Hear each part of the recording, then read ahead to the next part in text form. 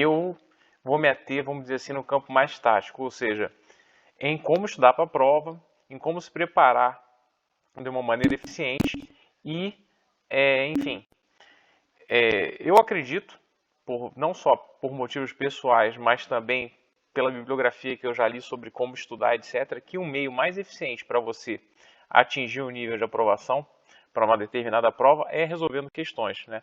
Tem vários estudos em relação a isso, se vocês quiserem depois eu posso passar, mas pessoalmente eu também vivi isso, eu sempre estudei muito com questões, mas aí eu tenho uma pergunta a fazer. Por exemplo, você faz um simulado, você está um período da prova, um mês da prova, você faz um simulado, você tira 5. O que isso quer dizer para você? E no caso específico da OAB, varia muito, por exemplo, se você errou ou acertou todas as questões de ética, né? Ética é uma matéria que, por exemplo, por exame da OAB, você tem que focar, porque não só é a matéria com maior peso, como também é uma matéria relativamente menor do que as outras e muito focada. A FGV ela costuma cobrar recursivamente alguns pontos. Até eu brinco aqui com meus sócios e com alguns alunos que a prova de ética podia chamar a prova de direito dos advogados. Se você soma direito dos advogados, honorário advocatício, atividade de advocacia, você historicamente está cobrindo aí pelo menos metade das questões da prova de ética. Então, e como ética também, outras matérias têm alguns pontos recorrentes, né? Então, essa minha filosofia pessoal de estudar com questões e conjugado com a análise que a gente fez estatística das provas anteriores, levou a gente a montar essa plataforma. Como é que funciona? E já faço um convite a todos aqui que já se decidiram, como o professor Ítalo falou, primeiro você deve tomar a decisão individual de realizar a prova ou não. Mas uma vez que decidiram fazer a prova, eu convido a todos a estudarem com a minha plataforma gratuitamente a matéria de ética, né? Basta acessar www.oabamais.com.br, se cadastrar e você consegue estudar ética de acordo com essa metodologia que eu vou explicar brevemente, de maneira indefinida, sem nenhum compromisso. Você pode estudar até a prova e como estratégia eu vou deixar esse acesso liberado. E quem quiser acessar o resto do conteúdo, enfim, pode assinar o serviço. E quem não quiser, por algum motivo, pode continuar estudando ética sem problema nenhum. Mas como eu falei antes, o que adianta você se expor a um simulado e acertar 50% das questões? Se você não fizer uma análise... só um instante, eu vou digitar aqui que pediram.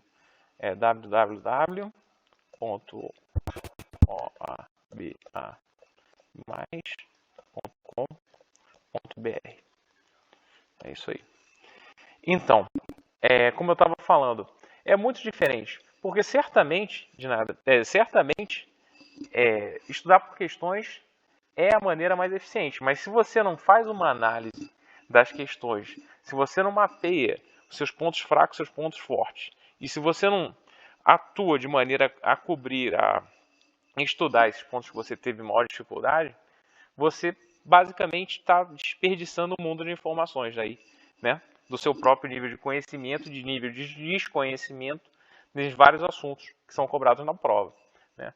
Então, isso aí eu chamo de ciclo de estudo por questões, porque eu encaro o estudo normal, e o estudo que eu fiz e todo mundo faz normalmente é um estudo muito ineficiente, porque o que acontece? Todo mundo estuda junto todas as matérias, independente dos pontos que você é mais forte ou mais fraco, né?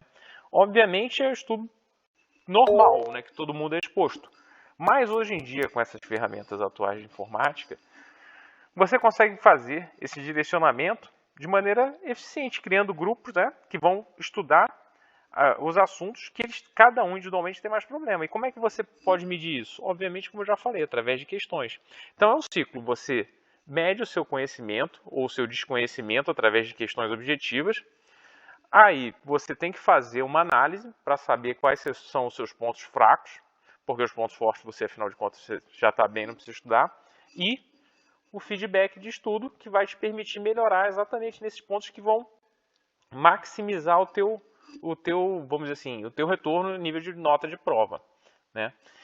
E era assim que eu estudava, só que eu fazia isso na mão, né? Hoje eu acho que eu não me apresentei ainda profissionalmente, eu trabalho aqui na Secretaria da Fazenda de São Paulo, eu e meus sócios, e foi essa metodologia que eu particularmente me utilizei para passar na prova. Eu não sou advogado de formação, eu sou engenheiro.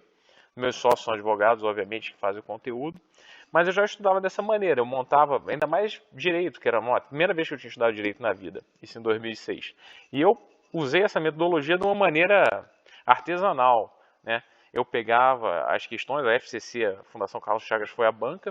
Eu pegava, por exemplo, vou estudar direito administrativo.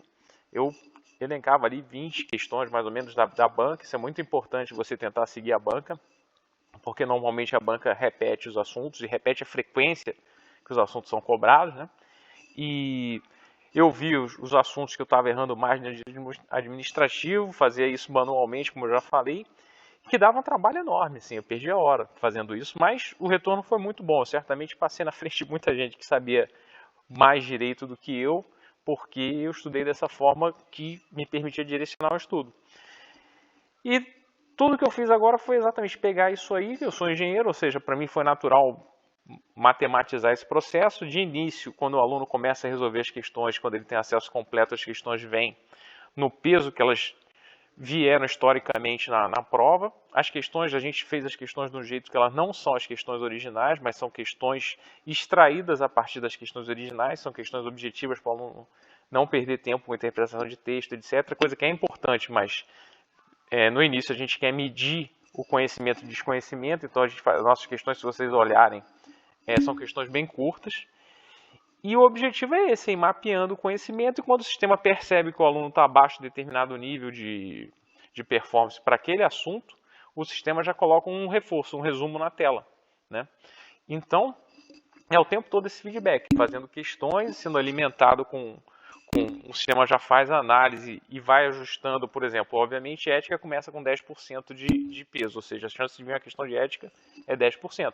Mas se o aluno só acerta a ética, essa chance vai caindo. E não só em ética, como eu falei, a nossa divisão é em assuntos. Ética, por exemplo, são divididos em 15 assuntos, né? Onde os de maior peso são direitos de advogado, atividade advocatícia, honorários. E a gente fez isso para todas as matérias. Então a gente tem uma matriz aí de mais ou menos uns 180 assuntos, né? Umas 3.800 questões distribuídas por esses assuntos, todas questões originais. E cada assunto tem um resumo. Então o sistema fica mapeando individualmente, né, apresentando o resumo, o aluno acaba melhorando naquela matéria, e aí o sistema descobre outro ponto que ele tem alguma fraqueza. Me desculpe se eu estou dando exemplo da plataforma, mas no fundo é a filosofia que é importante, né? A plataforma foi só um jeito, e é um jeito que simplifica esse estudo, né? Porque aí o aluno não tem que se preocupar em ele mesmo criar as baterias de questões, ele mesmo analisar os pontos que ele é fraco, né? Mas em abstrato é isso, a metodologia é essa, né? Simplifica também porque é tudo voltado para celular, então o site é adaptativo. E eu de novo aqui reforço, eu convido a todo mundo a conhecer, se inscrever lá, e aí já tem acesso a estudar ética, que é a matéria com certeza que se o aluno não estiver dominando bem, ele tem que começar por ética, até ele ter um aproveitamento de 70%, 80%, eu recomendo que ele nem veja as outras matérias, porque a ética não só é a matéria mais pesada, como também é a matéria que tem um índice de concentração muito forte nos assuntos. A FGV ela é muito recorrente, então vale a pena focar em ética, né? Até você ter uma percentagem razoável de acertos. Mas o sistema, é o que eu falo, meu sistema, assim, a gente não é uma base de questões, a gente não é uma apostila, né? A gente, na realidade, é um direcionador do estudo. E com essas facilidades, você poder usar o celular, você já fica logado ali, você responde 3, 4 questões enquanto espera o almoço, enquanto, enfim, está no elevador, está numa fila. E no final do dia você faz 20, 30 questões sem nem perceber. Enfim. Então, assim, basicamente a ideia é o autoconhecimento, né? Que às vezes o aluno, como você disse, ele perde tempo estudando, sei lá, direito civil, que é 250 mil livros, né? Para ele dar uma revisada. Então, ele pode focar em determinados pontos. Aqueles que têm um peso maior, mas também ele ter o autoconhecimento de em que eu não estou tão bem, que tem um peso maior e que eu preciso estar bem. Seria basicamente essa Perfeita a resposta colocação. que o aluno tem, né? Exato, porque muita gente pergunta, mas é tipo um Q-concurso? Não, Q-concurso você vai lá, escolhe os assuntos e resolve. Só estou citando um exemplo. A plataforma OBA+, e o jeito que eu acredito é exatamente o aluno, ele pode pecar de muitas formas, né, na maneira de estudar. Uma delas, e que não é incomum, é exatamente estudar o que mais gosta, é natural, né?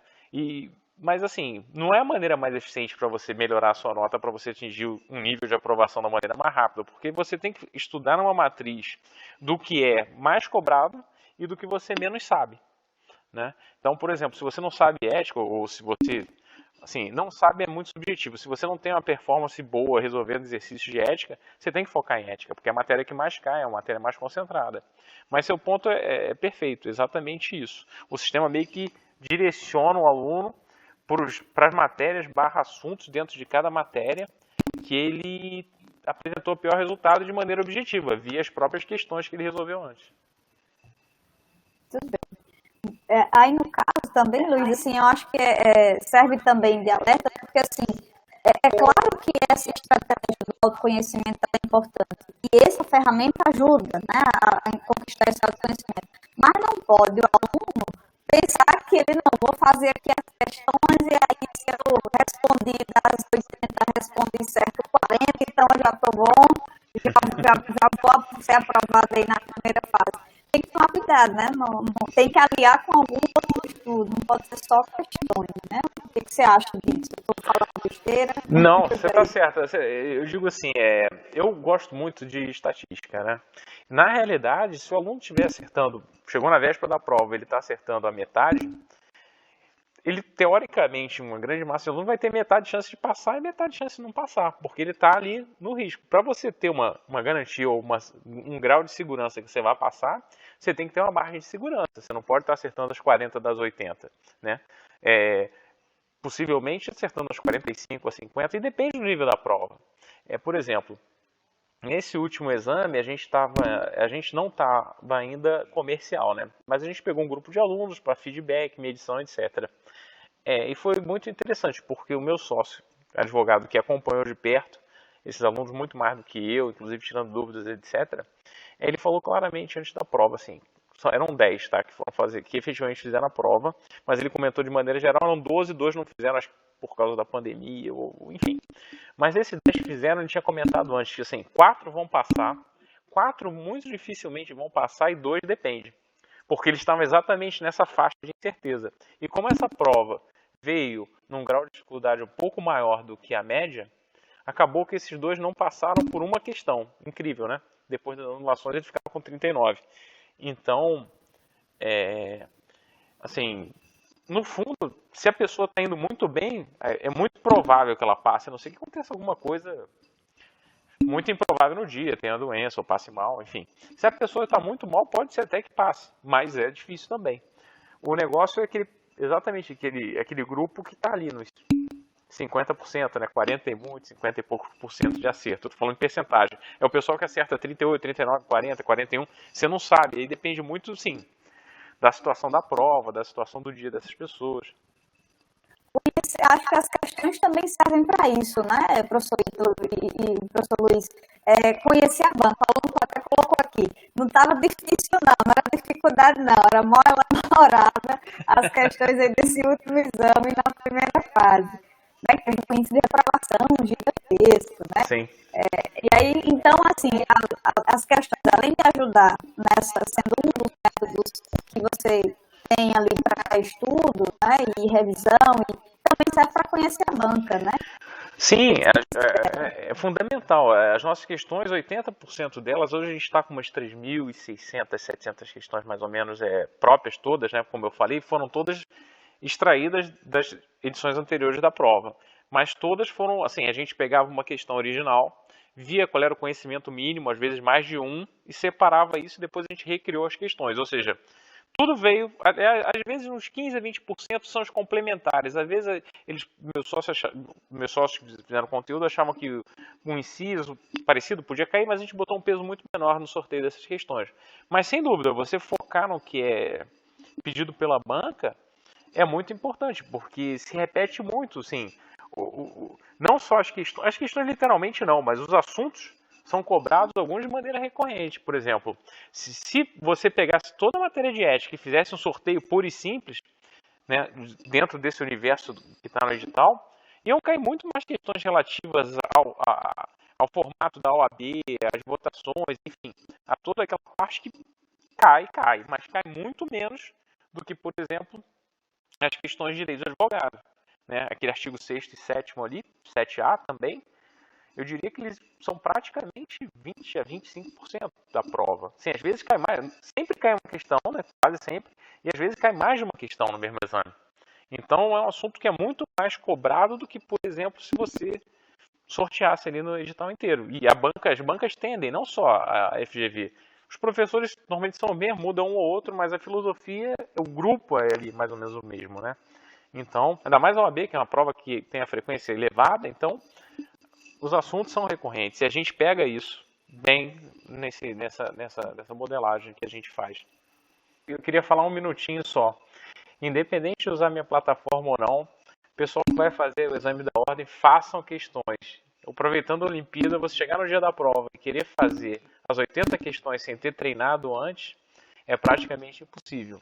E para quem quiser estudar ética de graça, obviamente já coloquei o link, experimente. Se gostar, ótimo, vamos estudar juntos. Se não gostar, de qualquer maneira, reforço, façam questões. Essa é a dica quente para quem vai fazer uma prova.